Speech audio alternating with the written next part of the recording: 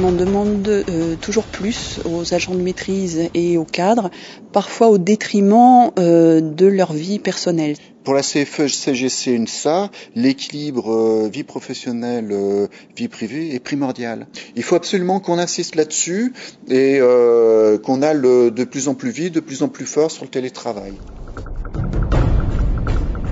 Le vrai progrès pour les personnes handicapées, c'est de former des personnes handicapées.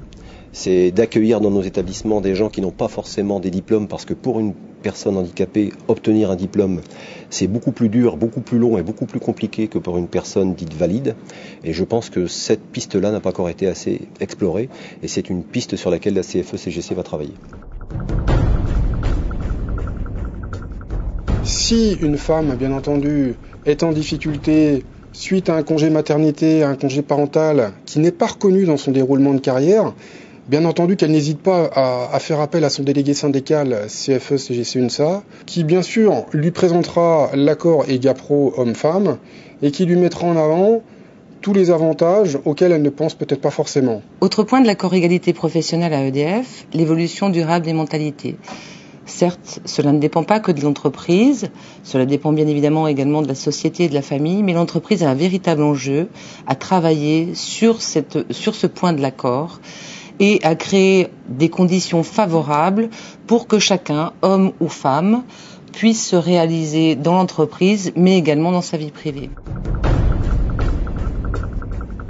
Pour ce qui concerne la TT cadre, donc accord temps de travail des cadres et bien entendu des maîtrises, depuis le mois de septembre 2009, nous avons été sur le terrain, nous avons été à votre écoute, nous avons fait remonter aux directions régionales et nationales vos fortes inquiétudes.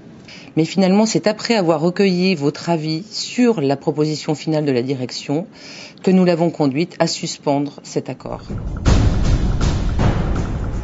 Sur l'accord social GIOD, en plus de la prime, nous avons souhaité qu'un certain nombre d'agents qui ont fait un effort important de changement de métier soient récompensés au travers d'un quota supplémentaire de GF attribué.